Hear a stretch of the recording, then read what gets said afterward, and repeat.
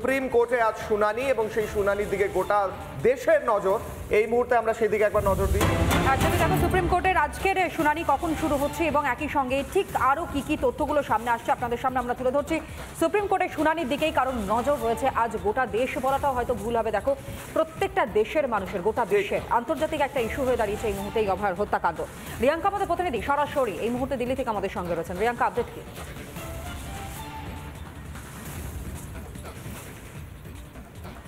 আজ প্রায় 10:30টায় সুপ্রিম কোর্টের শুনানি শুরু হবে। আবার এটা তৃতীয় হিয়ারিং যেটা শুরু হবে, আর সিজিআই বেঞ্চ এটাকে আবার শুনবে। এবং আজকে প্রথমত দেখা যাচ্ছে সিবিআই এর তদন্ত রিপোর্ট আবার তুলে ধরা হবে সুপ্রিম কোর্টের সামনে।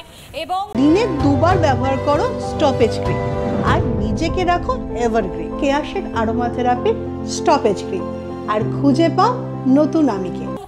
সেন্টার একটা অ্যাপ্লিকেশন ফাইল করেছিল সুপ্রিম কোর্টের সামনে, যেখানে সেন্টার ক্লিয়ারলি বলেছে যে মমতা গভর্নমেন্ট সিআইএসএফ এর সাথে কোঅপারেট করছে না। সেন্টার লিখছে যে সুপ্রিম কোর্টের আপিল করা হয়েছে যে ডিরেকশনস দেওয়া হোক এই স্টেট অফিসিয়ালসদের যারা লজিস্টিক্যাল সাপোর্ট দেওয়ার জন্য বারণ করছে সিআইএসএফকে।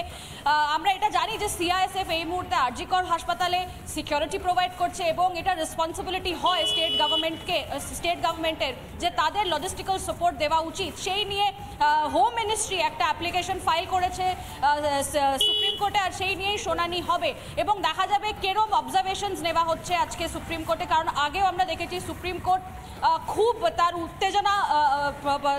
উত্তেজনা দেখিয়েছে রিগার্ডিং যেরকম কলকাতা পুলিশের ল্যাপসেস দেখা গেছে এবং মমতা গভর্নমেন্টের দিক থেকেও যত। একদমই তাই রিয়াঙ্কা, নজর রাখো তুমি প্রতি মুহূর্তের আপডেটগুলো তোমাদের মধ্য দিয়ে আমরা তুলে ধরবার চেষ্টা করবো একেবারে গ্রাউন্ড জিরো থেকে, একেবারে দিল্লি থেকে সরাসরি আমাদের প্রতিনিধি রিয়াঙ্কা আমাদের সঙ্গে ছিল। আপাতত ধন্যবাদ। কিন্তু কিশোরায় দেখো এই যে ল্যাক অফ ইনফরমেশন যেটার কথা বলা হচ্ছে বারংবার, হয়তো সিবিআই এর তরফ থেকেও গত হিয়ারিং এ আমরা দেখেছি যে এইরকম ভাবেই গোটা বিষয়টা সামনে আনা হয়েছে, পুলিশের ভূমিকা।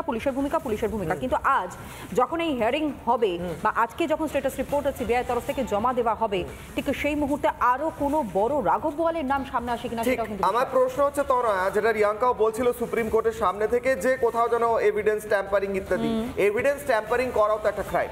তারা যেটা যে করে থাকবে করেছে, তাহলে তার কেন শাস্তি হবে না? আমি ফিরবো আলোচনায় ডক্টর তীর্থঙ্কর। এভিডেন্স ট্যাম্পারিং যদি সত্যি হয়ে থাকে ডক্টর দাশগুপ্ত, তাহলে যে করেছে তার তো শাস্তি হওয়া উচিত। তাহলে সেইখানে দাঁড়িয়ে শুধুমাত্র একজন সঞ্জয় রায়কে অ্যারেস্ট করে শেষ বা সন্দীপ ঘোষ, গোটা চক্রটা, প্রত্যেকের শাস্তি, প্রত্যেকের এই মুহূর্তে দাঁড়িয়ে পানিশমেন্ট হওয়াটাই আপনারা সমর্থন করছেন কিনা? অবশ্যই আমাদের ইন্ডিয়ান মেডিকেল অ্যাসোসিয়েশনের তরফ থেকেও প্রত্যেকটি এই যে দোষী যারা, তাদের একেবারে পুরো একটা মানে এক্সট্রিম লেভেল অফ পানিশমেন্ট, যেটা এক্সাম্পলারি হয়ে থাকে ভবিষ্যতে এই কাজগুলো, এই ধরনের ঘৃণ্য কাজ করার হাত থেকে মানুষ যাতে বিরত হয় সেই জন্য। এবং অবশ্যই আপনি ঠিকই বলেছেন যে এই tampering of evidence itself is a crime, কিন্তু এইটা ক্রাইম হলেও সেইটা ক্রাইম হিসেবে প্রুফ করা এবং পরবর্তী এই লিগাল মানে সেই হিসেবে কেসটাকে সাজানো, এই সবগুলোই অনেকটা এক্সিকিউটিভ পাওয়ারের হাতে থাকে। সেইখানে নির্ভর করছে আমি কতটা সেটা প্রয়োগ করছি কি করছি না। ঠিকঠাক যদি প্রয়োগ হয়, ডেফিনেটলি এই ক্রাইমগুলোকেও বিচার ব্যবস্থায় আওতায় আনা সম্ভব। তীর্থঙ্করবাবু, এটাও তো আমরা দেখেছি যে সময় সারণী যেটা সামনে রাখা হয়েছে, সেখানে পর্যন্ত বহু প্রশ্ন।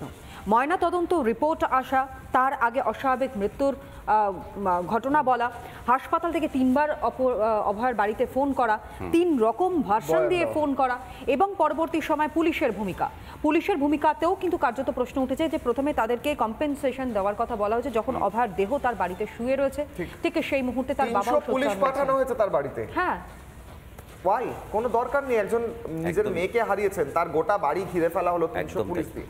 কি বলবেন? একেবারে মানে এইগুলো ঠিক মেনে নেওয়া যায় না। বিশেষ করে আমি বলছি না, সবটা কিন্তু লজিকে চলে না, এখানে একটা কালেকটিভ ইমোশন ড্রাইভ করছে সব কিছুতে। আমি এই মিডিয়াগুলো ফলো করার সময় একটা ভয়েস রেকর্ড শুনছিলাম যে বিভিন্ন সময় হাসপাতাল থেকে ফোন করে বাবাকে আর মাকে জানানো হচ্ছে ঘটনা। মানে এবং বলতে গেলেও আমার ইমোশনাল লাগে। একটা জায়গায় বলা হচ্ছে যে আপনার মেয়ে অসুস্থ, আপনি চলে আসুন।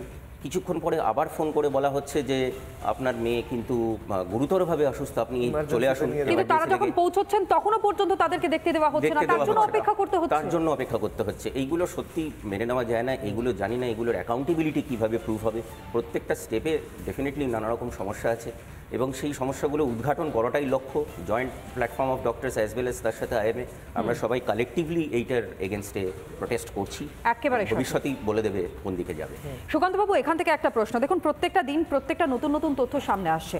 সব থেকে বড় প্রশ্ন যেটা প্লেস অফ অকারেন্স, সেটা হয়তো পরিবর্তন হতে পারে, এই আশঙ্কাও কিন্তু ছিল। এবং এরই মধ্যে এই যে সেমিনার হলেই যে তার দেহ পাওয়া গিয়েছে, মানে সেখানেই যে তাকে হত্যা করা হয়েছে এরকমভাবে পাশবিক অত্যাচার করে, সেটা হয়তো নাও হতে পারে।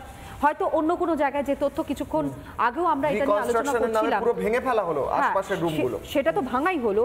উপরন্তু এটাও তথ্য সামনে আসছে যে সেমিনার হল হয়তো নয়, অকুস্থল হয়তো অন্য কোনো জায়গা, সেটা অর্থোপেডিক যে ডিপার্টমেন্ট রয়েছে সেটাও হয়তো হতে পারে। পরবর্তী সময় যেহেতু স্যালাইনের পাউচ পর্যন্ত পাওয়া গিয়েছে, আপনার মনে হয় যে এইরকমভাবেই সমস্ত তথ্যটা একেবারে সুচারু ভঙ্গিতে, একেবারে সুপরিকল্পিতভাবে সবটা নষ্ট করবার চেষ্টা করা হয়েছে? হ্যাঁ দেখুন, এটা তো যদি একটা অপরাধী অপরাধ করে পালিয়ে যায় সেরকম একটা ঘটনা হতো যে তাকে প্রশাসন শাস্তি দেওয়ার চেষ্টা করছে। প্রতি পদে পদে আমাদের রাষ্ট্রযন্ত্র, আমাদের প্রশাসন বুঝিয়ে দিল যে এই অপরাধী একা নয়, তার পিছনে গোটা স্টেট মেশিনারিটা দাঁড়িয়ে রয়েছে।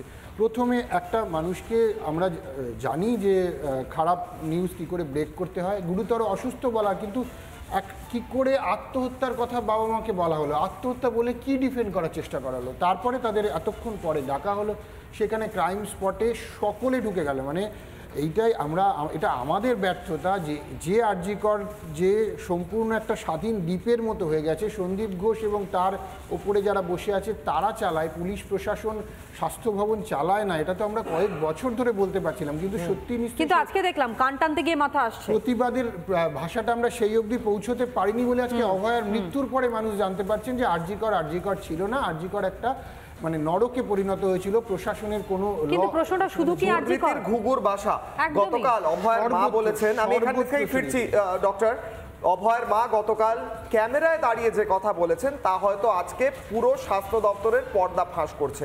নিজের মেয়েকে হারিয়েছেন কিন্তু শিরদাঁড়া হারাননি। কি বললেন তিনি গতকাল, শুনুন। হসপিটাল কর্তৃপক্ষ এবং পুলিশ প্রশাসন এবং আমাদের সর্বোপরি প্রশাসন আমার সঙ্গে কোনো রকম সাহায্য করেনি। এমন একটা ক্রাইম হয়েছে, সেই ক্রাইমটা ঢাকা দেওয়ার জন্য সমস্ত তথ্য প্রমাণ লোপাটের চেষ্টা করা হয়েছে। আমি চাই স্বাস্থ্য দপ্তরের যে ঘুঘুর বাসা তৈরি হয়েছে সেই ঘুঘুর বাসা ভাঙা হোক। যারা যেভাবে সম্পূর্ণভাবে জড়িত বা প্রমাণ লোপাট করার জন্য জড়িত, সবাই যেন সাজা পায়, সবাই যেন একদম পুরো ঘুঘুর ভাষা ভেঙে যায় স্বাস্থ্য দপ্তরের, এবং আমার মতো কন্যাহারা আর যেন কোনো মা না হয়।